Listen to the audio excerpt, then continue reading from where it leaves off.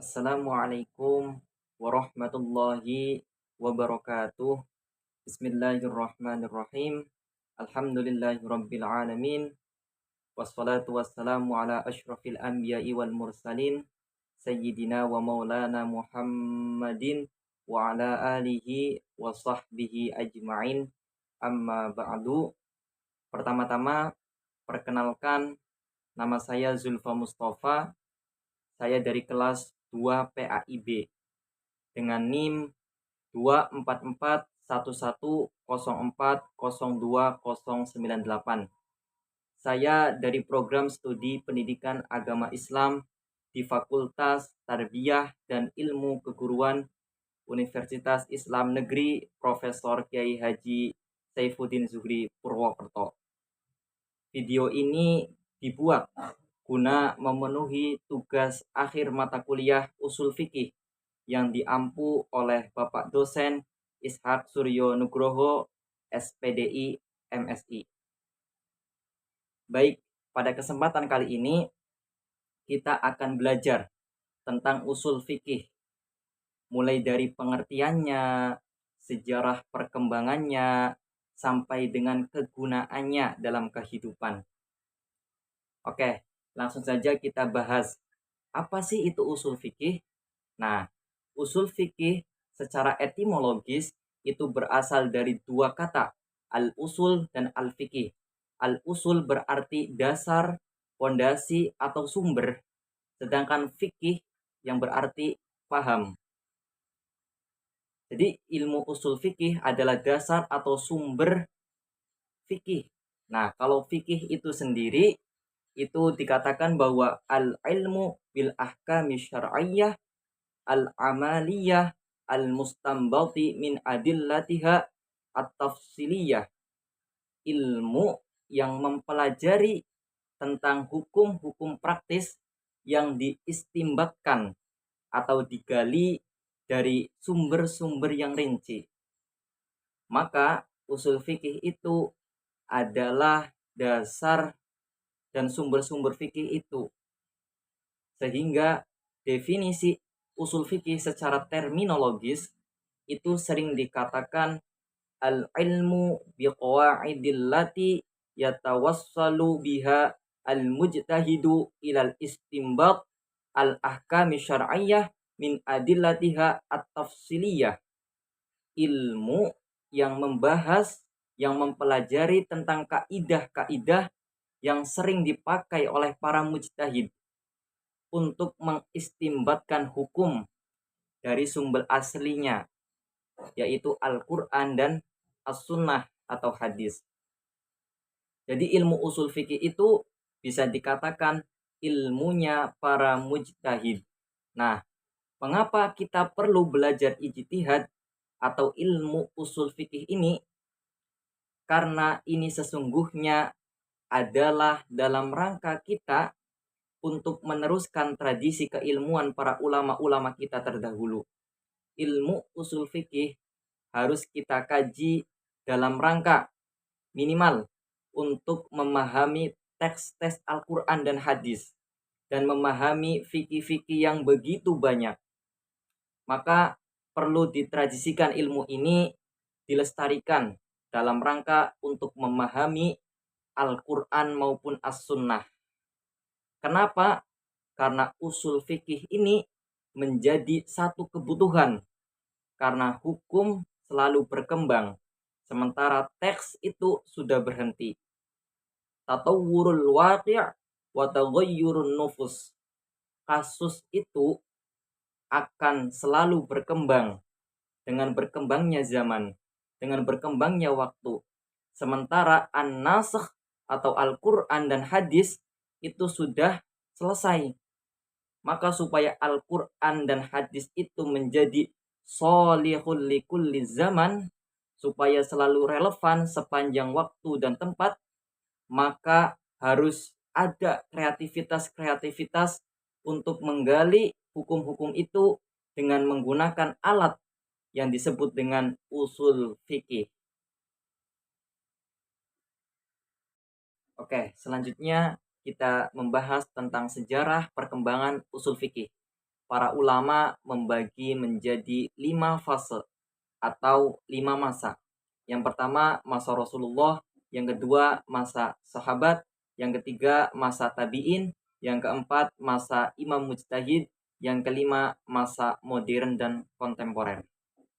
Di masa Rasulullah, di masa sahabat dan tabi'in ini adalah masa pembentukan usul fikih itu sendiri. Jadi di masa ini ilmu usul fikih belum menjadi suatu disiplin ilmu pengetahuan.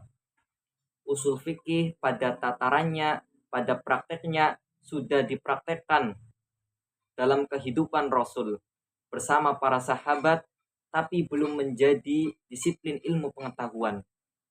Kenapa? Karena Rasulullah pada saat itu masih hidup, sehingga sahabat yang mengalami suatu permasalahan, suatu kasus, mereka langsung bertanya kepada Rasul. Seperti ada kasus 2 orang sahabat yang melakukan perjalanan, lalu di perjalanan bahwa waktu mereka mencari air tidak menemukan air, maka keduanya bertayamum dan laksanakan sholat. Selesai sholat, mereka melanjutkan perjalanan itu. Nah, di tengah perjalanan, waktu mereka menemukan air, ada satu di antara sahabat tersebut melaksanakan sholat atau mengisnya lagi, dan yang satu sesampai di mana tersebut bertanya kepada Rasulullah, di tengah perjalanan kami melakukan ini begini. Apa komentar Nabi, siapa yang di antara kalian tidak melakukan atau mengulang sholatnya? Lalu sahabat itu mengangkat tangan, saya ya Rasul. Apa komentar Nabi? Asbatta sunnata, engkau sesuai dengan sunnahku. Lalu siapa yang mengulangi sholatnya? Saya ya Rasul. Laka ajroni, engkau dapat 2 ganjaran pahala sekaligus. Artinya apa? Tidak ada yang salah karena Nabi waktu itu masih hidup. Maka sahabat langsung bertanya kepada Nabi. Selanjutnya di masa yang kedua, masa sahabat. Karena sahabat selalu mengedepankan musyawarah, sehingga apapun permasalahan yang dialami oleh para sahabat dapat diselesaikan oleh sahabat secara musyawarah. Maka usul ada yang namanya qaulus sahabi, perkataan-perkataan para sahabat. Yang ketiga di masa di masa ini ada kelompok fikih, ada ahlul hadis yang dipelopori oleh tabi'in yang berada di Madinah. Di antaranya itu ada Sa'id bin Musayyad, kemudian ada fikih ahlul ra'i dipelopori oleh tabi'in yang berada di Irak. Di antaranya ada An-Nakhai. Nah, di masa tabi'in inilah yang nanti akan menjadi guru dari para imam-imam mujtahid, baik yang berada di Madinah ataupun yang berada di Irak. Nah, di masa ini pun ilmu usul fikih hanya terjadi, belum menjadi suatu disiplin ilmu pengetahuan. Nah, setelah masa tabi'in, selanjutnya ada masa imam mujtahid. Di antaranya itu ada 4 imam madhab. Ada Imam Abu Hanifah, Imam Maliki, Imam Syafi'i, dan Imam Hambali. Nah, Imam Syafi'i menulis satu kitab yang bernama Ar-Risalah. Dari sinilah lahir ilmu usul fikih yang sudah menjadi disiplin suatu ilmu pengetahuan.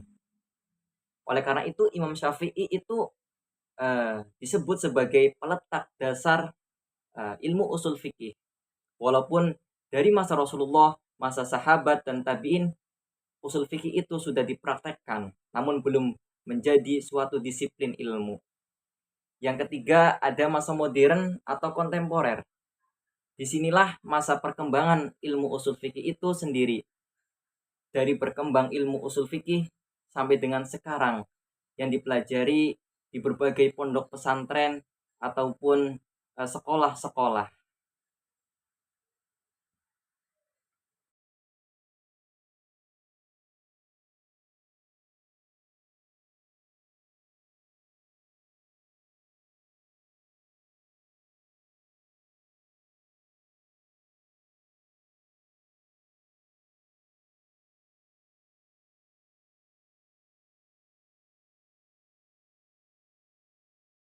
Oke, kita lanjut ke pembahasan sumber-sumber hukum Islam dalam ilmu usul fikih. Dalam kitab Minhalil Mausul ilal Ilmil Usul karya Imam Bayudawi, ilmu usul fikih dikatakan sebagai ma'rifatu ad-dallati fikil ijmalan wa kaifiyatil istifadati minha wa halim mustafid. Usul fikih itu membahas yang pertama ad-dallatil fikhi ijmalan, tentang dalil-dalil secara global, wa kaifiyatil istifadati minha. Yang kedua membahas tentang bagaimana cara mengambil hukum dari fikih. Yang ketiga wahalim mustafid, membahas mengenai kriteria orang yang mempunyai otoritas mengambil hukum dari dalil. Nah, ada dua dalil dalam hukum Islam, yaitu ada yang mansuh dan ada yang ghairu mansuh. Ada yang berdasarkan wahyu, ada yang berdasarkan bukan wahyu. Yang berdasarkan wahyu itu terbagi menjadi dua. Ada yang muttafaqun alaih, disepakati oleh para ulama, ada juga yang mukhtalaf fih, yang masih diperselisihkan oleh para ulama. Dalil-dalil yang disepakati oleh para ulama itu ada 4 yang disepakati oleh imam 4 madhab, yaitu Al-Quran, hadis atau as-sunnah, ijma, dan qiyas. Tapi kalau kita lihat seluruh Islam, baik seluruh Sunni ataupun Syiah, itu yang disepakati hanya 2, yaitu Al-Quran dan hadis. Nah, dalil yang disepakati itu ada 4, Al-Quran, hadis, ijma, dan qiyas. Sedangkan dalil-dalil yang diperselisihkan itu ada banyak, seperti ihtisan yang pertama kali muncul oleh Imam Abu Hanifah, yang kedua ada khauf, yang ketiga ada maslahah mursalah, yang keempat ada saddu zari'ah, dan lain sebagainya. Nah, kita bahas salah satu dari dalil hukum Islam yang masih diperselisihkan oleh para ulama. Apakah valid dijadikan sebagai dalil hukum atau tidak, yaitu maslahah mursalah. Nah, kita bahas maslahah mursalah secara bahasa itu adalah al-manfa'ah al-muntafiq, kemanfaatan yang mutlak. Apapun yang dikatakan manfaat, maka itu dinamakan maslahah mursalah. Sedangkan menurut istilah, yaitu al-wasful ladzi yufdi ila tasarrufi syar'iyya wa yattafuqi maqasidis syari'ah. Sifat yang sesuai dengan pelaksanaan syariat dan juga tujuan-tujuan dari syariat. Jadi ketika segala sesuatu itu sesuai dengan syariat dan juga tujuan-tujuan syariat, sesuatu itu dikatakan sebagai maslahah mursalah. Tapi kalau dilihat dari dalilnya, memang itu enggak ada.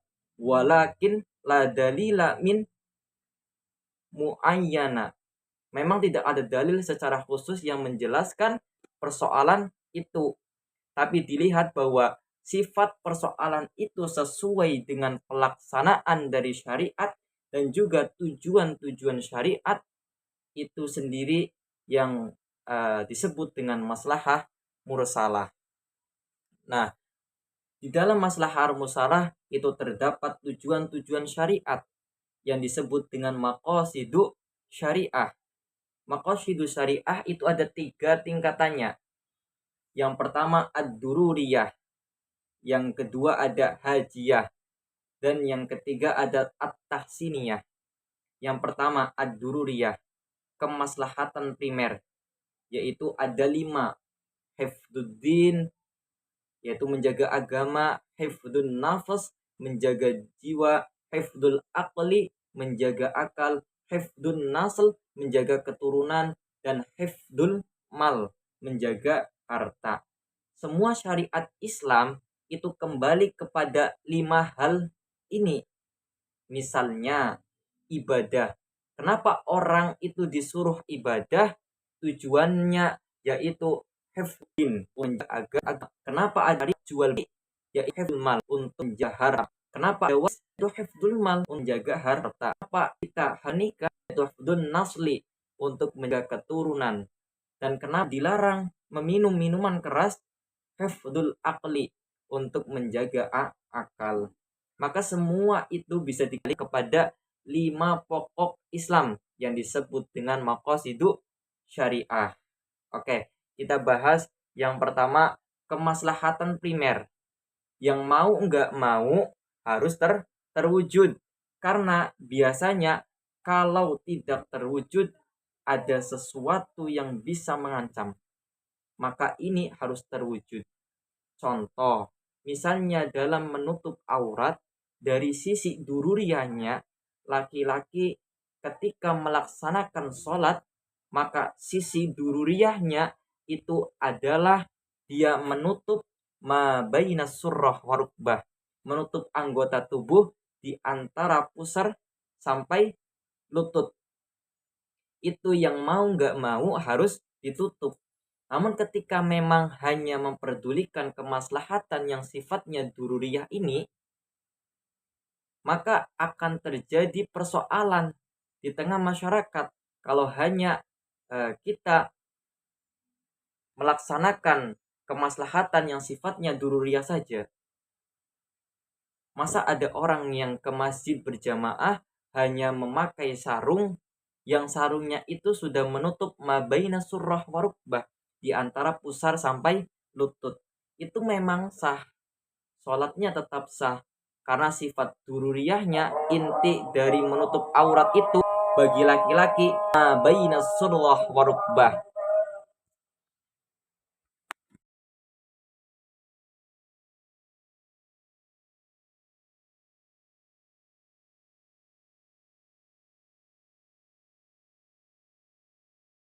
Laki-laki ketika melaksanakan sholat, maka sisi dururiyahnya itu adalah dia menutup mabaina surrah warukbah, menutup anggota tubuh di antara pusar sampai lutut.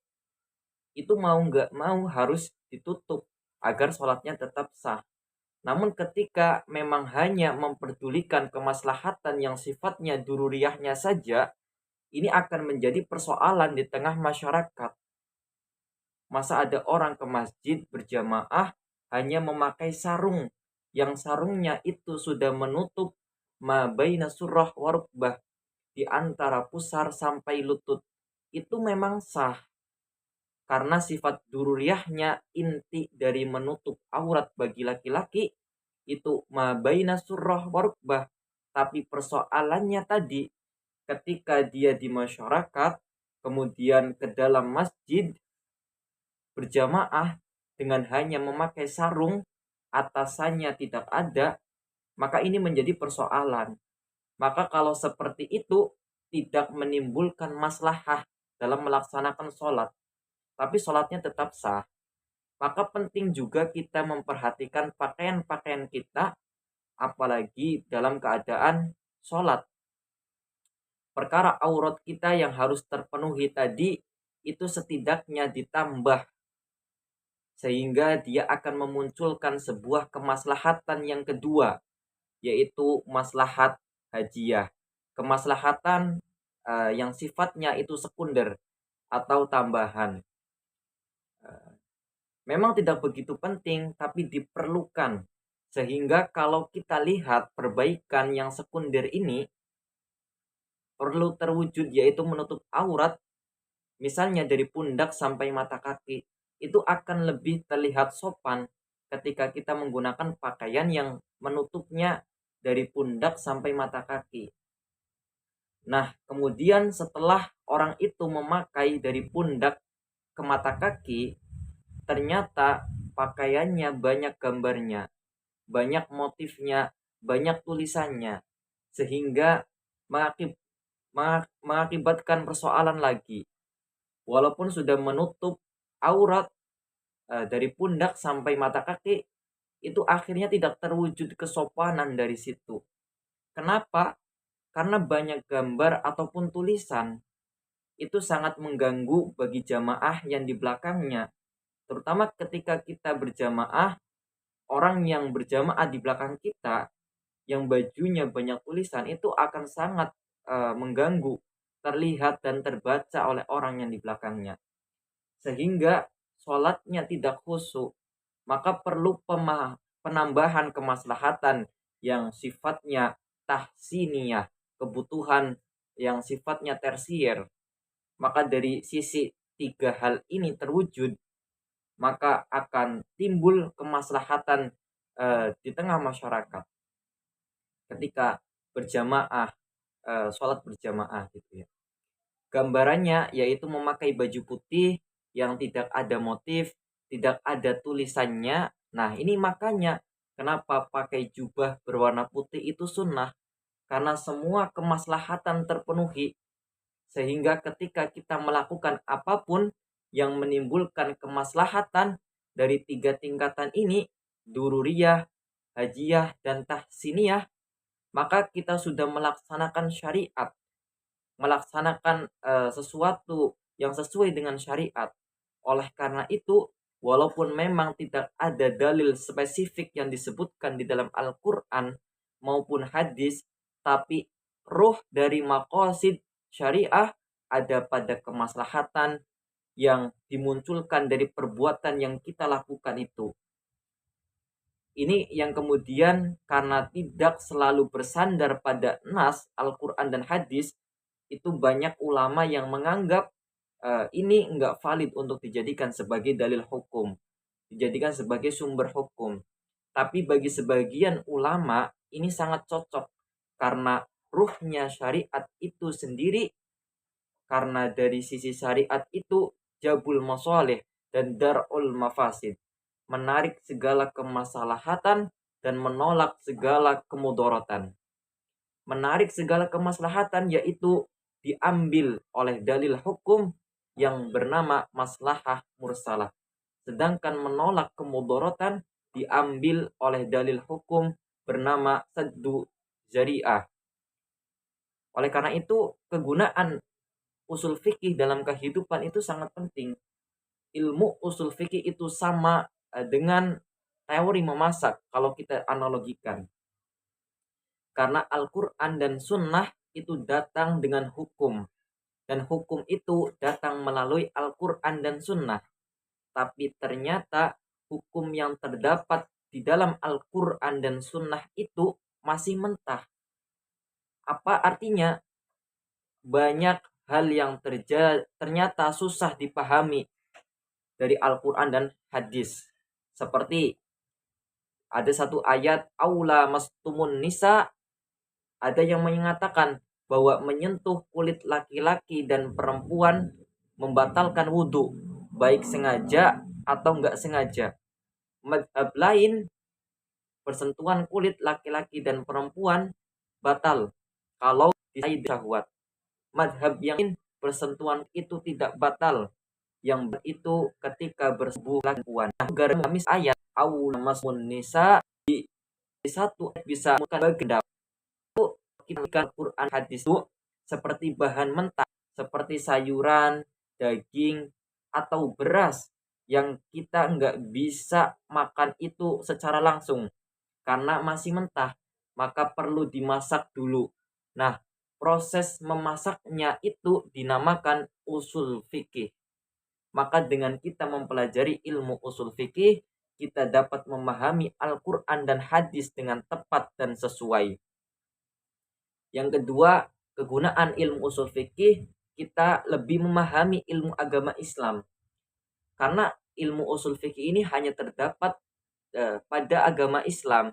Dengan kita memahami ilmu usul fikih, tidak hanya mengetahui hukum wajib ataupun sunnah terhadap suatu hal, tetapi juga mengetahui latar belakang dan sebab-sebab kenapa hukum itu ditetapkan menjadi wajib, sunnah, ataupun diperbolehkan. Yang ketiga, kita dapat mengetahui bagaimana seorang mujtahid dalam memutuskan hukum. Maka dengan kita mempelajari usul fikih, kita tahu bagaimana ulama berijtihad. Misalnya dengan menggunakan qiyas, ihtisan, maslahah mursalah, saddu zari'ah. Nah, contoh dalam kegunaannya yaitu tidak semua yang diperintahkan atau amr dalam Al-Quran itu wajib. Dan tidak semua yang dilarang itu memiliki konsekuensi haram.